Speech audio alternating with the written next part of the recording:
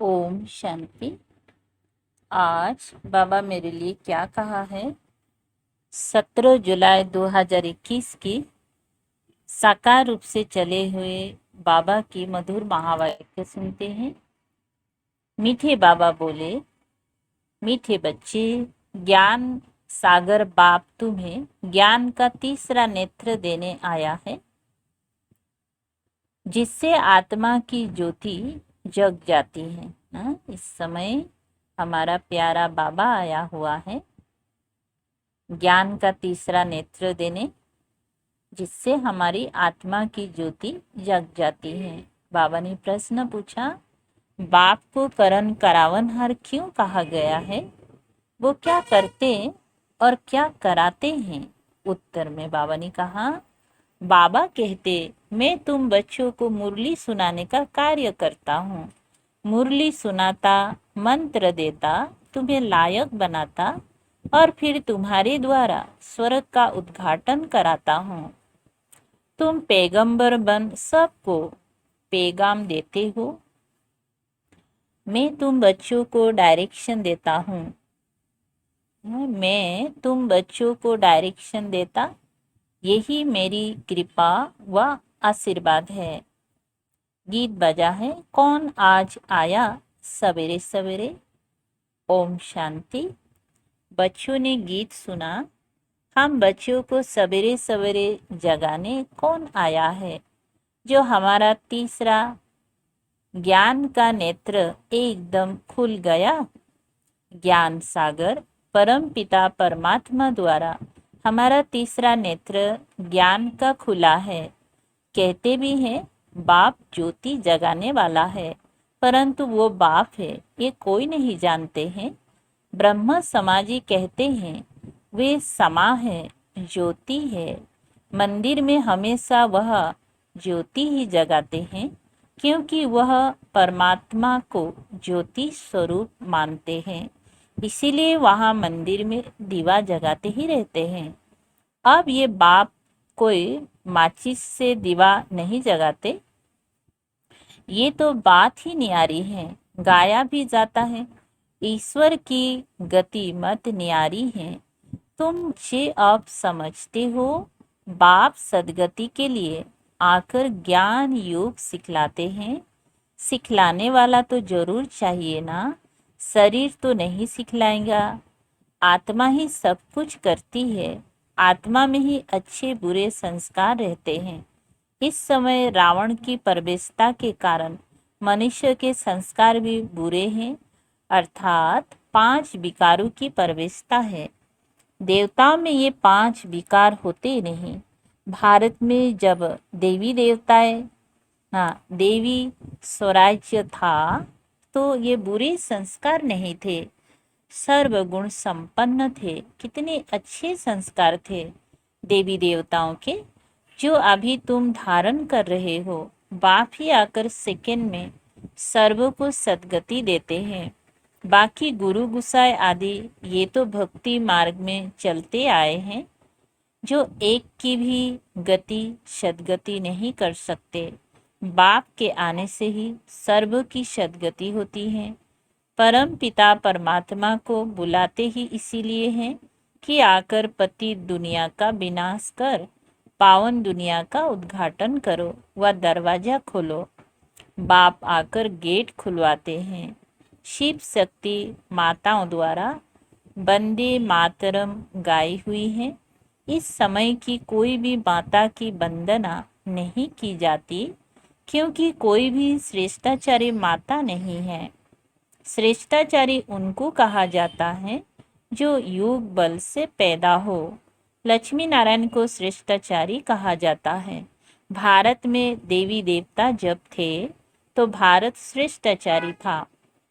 इन बातों को मनुष्य तो जानते ही नहीं, वो अपने ही प्लान बना रहे हैं। गांधी भी रामराज्य चाहते थे। इससे सिद्ध है कि रावण राज्य है, भारत पतित है। परंतु राम राज्य स्थापन करने के लिए तो बेहद का बापूजी चाहिए, जो राम राज्य की स्थापना और रावण राज्य का विनाश करे। बच्चे जानते हैं रावण राज्य को अब आग लगनी है। सभी आत्माएं अज्ञान अंधेरे में सोए हुए हैं। तुम जानते हो, हम भी सोए हुए थे, बाप ने आकर जगाया है। भक्ति की रात पूरी हुई, दिन शुरू होता है। रात पूरी हो, अब दिन हो रहा है। बाप संगम पर आया हुआ है। बच्चों को दिव्य दृष्टि और ज्ञान का तीसरा नेत्र देते हैं, जिससे तुम सारे विश्व को जान चुके हो। तुम्हारी बुद्धि में बैठा हुआ है कि ये बना बनाया अविनाशी ड्रामा है जो फिरता ही रहता है। अभी तुम कितना जाग गए हो, सारी दुनिया सोए हुए हैं। अभी तुम बच्चों को सारे विश्व के आदि मध्य अंत, मूल वतन, सूक्ष्म वतन, स्थूल वतन का पता है। बाकी सारी दुनिया कुंभकर्ण की अज्ञान नींद में सोए हुए हैं। ये किसी को पता नहीं कि पतित पावन कौन है। पुकारते हैं, हे पतित पावन आओ। ये नहीं कहते कि आकर सृष्टि के आदि मध्य अंत का राज समझाओ। बाप कहते हैं, तुम इस सृष्टि चक्र को समझने से ही चक्रवर्ती राजा बनते हो, याद से ही पावन बनते हो। ये भी जानते हो, क्या जानते हो, विनाश सामने खड़ा है, लड़ाई भी होनी है। बाकी कौरव पांडव की लड़ाई नहीं हुई। पांडव कौन थे ये भी किसी को पता नहीं। सेना आदि की कोई बात ही नहीं। तुम्हारी तरफ है साक्षात पारलौकिक परम पिता, उस बाप से ही वर्षा मिलता है। तुम जान गए हो, कृष्ण की आत्मा 84 जन्म भोग और फिर बाप से वर्षा ले रही है। वर्ल्ड की हिस्ट्री ज्योग्राफी रिपीट होती है। अब तुम बच्चों को विनाश के पहले सतु प्रधान जरूर बनना है। गृहस्थ व्यवहार में रहते कमल फूल समान पवित्र रहना है। गाया हुआ भी है मन मना, है ना, गाया हुआ भी है भगवानुवाच। गृहस्थ व्यवहार में रहते यह एक जन्म पवित्र बनो, पास्ट इज पास्ट। ये तो ड्रामा में नून है, सृष्टि को सतु प्रधान बनना ही है। ये ड्रामा की भाभी है, ईश्वर की भाभी नहीं। ड्रामा की भाभी ऐसी बनी हुई है। सो बाप बैठ समझाते हैं। आधा कल्प जब पूरा होता है तब बाप आते हैं। बाप कहते हैं, जब रात पूरी हो, दिन शुरू होता है, तभी मैं आता हूँ। शिवरात्रि भी कहते हैं ना, शिव के पुजारी शिवरात्रि को मानते हैं। गवर्नमेंट ने तो हॉलीडे भी बंद कर दिया है, नहीं तो कम से कम 1 मास हॉलीडे चलनी चाहिए। कोई कभी पता नहीं, शिव बाबा सर्व की सद्गति करने वाला है। वही सर्व का दुख हरता, सुख करता है। उनकी जयंती तो बड़े धूमधाम से 1 मास सब धर्म वालों को मनानी चाहिए। खास भारत को बाप डायरेक्ट आकर सद्गति देते हैं। जब भारत स्वर्ग था तो देवी देवताओं का राज्य था। उस समय और कोई धर्म ही नहीं थे। देवता विश्व के मालिक थे, कोई पार्टीशन आदि नहीं थे। इसीलिए कहा जाता है, अटल अखंड सुख शांति संपत्ति का देवी राज्य फिर से हम प्राप्त कर रहे हैं। बेहद के बाप से बेहद का वर्षा 5000 बरस पहले भी मिला था। सूर्यवंशी चंद्रवंशी राज्य में कोई दुख का नाम नहीं था। गाया भी जाता है, राम राजा राम प्रजा राम, वहां अधर्म की कोई बात नहीं। बाबा ने तुम्हें ब्रह्मा और विष्णु के बारे में भी समझाया है कि इन दोनों का आपस में क्या संबंध है। ब्रह्मा की नाभि से विष्णु निकला, ये कैसे वंडरफुल चित्र बनाया है। बाप समझाते हैं, ये लक्ष्मी नारायण ही अंत में आकर ब्रह्मा सरस्वती जगदम्बा जगत पिता बनते हैं, जो दोनों फिर विष्णु अर्थात लक्ष्मी नारायण बनते हैं। बाप बैठ समझाते हैं, जो भी चित्र देखते हो इनमें कोई भी यथार्थ नहीं है। शिव का बड़ा चित्र बनाते हैं, वो भी अयथार्थ है। भक्ति के कारण बड़ा बनाया है, नहीं तो बिंदी की पूजा कैसे हो सकती। अच्छा, फिर ब्रह्मा विष्णु शंकर के लिए भी समझ नहीं सकते। त्रिमूर्ति ब्रह्मा कह देते हैं, ब्रह्मा द्वारा स्थापना विष्णु द्वारा पालना, यह भी है। यह भी कहते हैं, परंतु ब्रह्मा तो स्थापना करते नहीं हैं। स्वर्ग की स्थापना ब्रह्मा करेंगे। बाबा ने प्रश्न पूछा, स्वर्ग की स्थापना ब्रह्मा करेंगे? नहीं, स्वर्ग की परम पिता परमात्मा ही करते हैं। ये आत्मा तो पतित है, इनको व्यक्त ब्रह्मा कहा जाता है। यही आत्मा पावन बन जाएंगी और चली जाएंगी, फिर सतयुग में जाकर नारायण बनते हैं। तो प्रजापिता ब्रह्मा जरूर यहाँ चाहिए ना। चित्र भी वहाँ दे दिए हैं। जैसे ये ज्ञान के अलंकार वास्तव में है तुम्हारे, परंतु विष्णु को दे दिए हैं। नौंधा भक्ति में भी साक्षात्कार होता है। मीरा का भी नाम गाया हुआ है ना। पुरुषों में नंबर 1 नारद है। पुरुषों में नंबर 1 भक्त नारद है। माताओं में मीरा गाई हुई है। तुम अभी नारायण अथवा लक्ष्मी को वरने के लिए ये ज्ञान सुन रहे हो। तुम्हारा ही स्वयंवर होता है। नारद के लिए भी दिखाते हैं। सभा में आकर कहा, हम लक्ष्मी को वर सकते हैं। अभी लक्ष्मी को वरने लायक तुम बन रहे हो। बाकी वो सब है भक्ति मार्ग की कथाएं। बाप रियल बात बैठ समझाते हैं।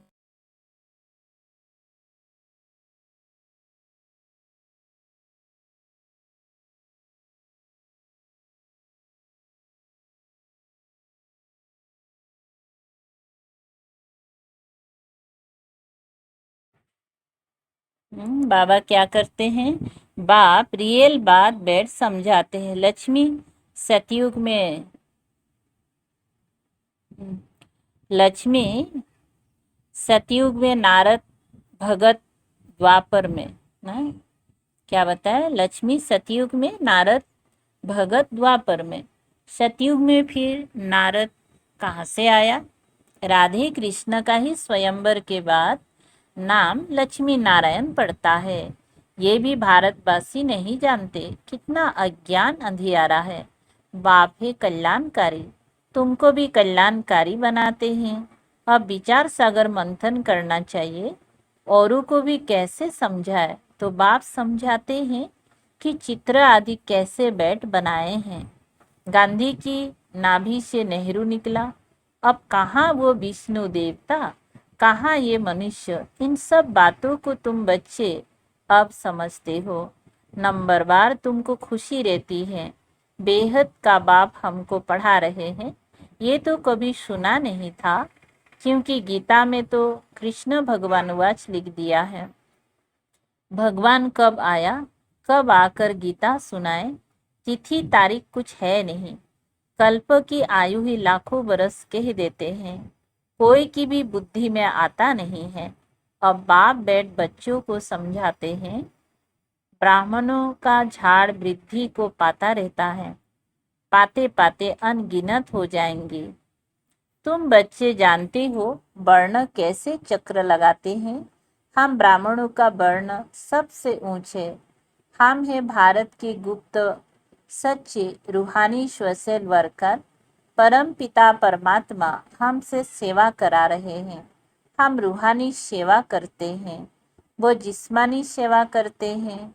तुमको कहते हैं तुम तुम भारत की क्या सेवा करते हो? बोलो, हम हैं रूहानी सेवाधारी। स्वर्ग का उद्घाटन करा रहे हैं, स्थापना करा रहे हैं। शिव बाबा है करन करावनहार। जो करा रहे हैं वो करता भी है। मुरली कौन चलाता है? तो कर्म करता है। तुमको भी सिखलाते हैं कि ऐसे चलाओ। महामंत्र देते हैं, मन मना भव। कर्म सिखलाया ना, फिर तुमको कहते हैं औरों को सिखलाओ। इसीलिए कन करावनहार कहा जाता है। तुम बच्चे भी यह शिक्षा देते हो, बाप को याद करो और वर्षे को याद करो। यही तुम बच्चों को पैगाम पहुंचाना है। ऐसे नहीं दूसरे को पैगाम दे और खुद याद में ना रहे, फिर क्या होगा? दूसरे पुरुषार्थ कर ऊंच चढ़ जाएंगे, मैसेज देने वाले रह जाएंगे। याद का पुरुषार्थ ना करने से इतना ऊंच पद नहीं पाते हैं। दूसरे याद की यात्रा से पावन बन जाते हैं। जैसे बाबा बांधुलियों का मिसाल देते हैं, वो याद में जास्ती रहती हैं, बिगर देखे भी पत्र लिखती हैं, बाबा हम आपके हो चुके हैं, हम पवित्र जरूर रहेंगे। तुम बच्चों की है बाप से प्रीत बुद्धि, तुम्हारी ही माला बनी हुई है। विष्णु की माला और रुद्राक्ष की माला में ऊपर है मेरू। माला उठाते ही पहले फूल और 2 दाने हाथ में आते हैं, उनको नमस्कार करते हैं। फिर है माला। तुम भारत को स्वर्ग बना रहे हो, तो ये माला तुम्हारी ही यादगार है। बाप ने ये गीता ज्ञान यज्ञ रचा है, इनमें सारी पुरानी दुनिया स्वाहा होंगी। बाप है मोस्ट बिलव्ड फादर, तुमको भविष्य के लिए सदा सुख का वर्षा देते हैं। 21 जन्मों के लिए जिन्होंने कल्प पहले वर्षा लिया है वो जरूर आएंगे। ड्रामा प्लेन अनुसार बाप कहते हैं, बच्चे सुखधाम चलना है तो पवित्र बनना है। मेरी को याद करो। मांगना कुछ भी नहीं है कि कृपा करो व मदद करो, नहीं, हम तो सबको मदद करते हैं। पुरुषार्थ तो तुमको करना है, आशीर्वाद की बात नहीं। बाप कहते हैं, मामी को याद करो। याद करना तुम्हारा काम है, डायरेक्शन देना यही कृपा है। बाकी तो भल खाओ पियो घूमो फिरो, हमें पवित्र भोजन ही खाना है। हम देवी देवता बनते हैं, वहाँ प्याज आदि थोड़ी होगा, ये सब यहाँ छोड़ना है।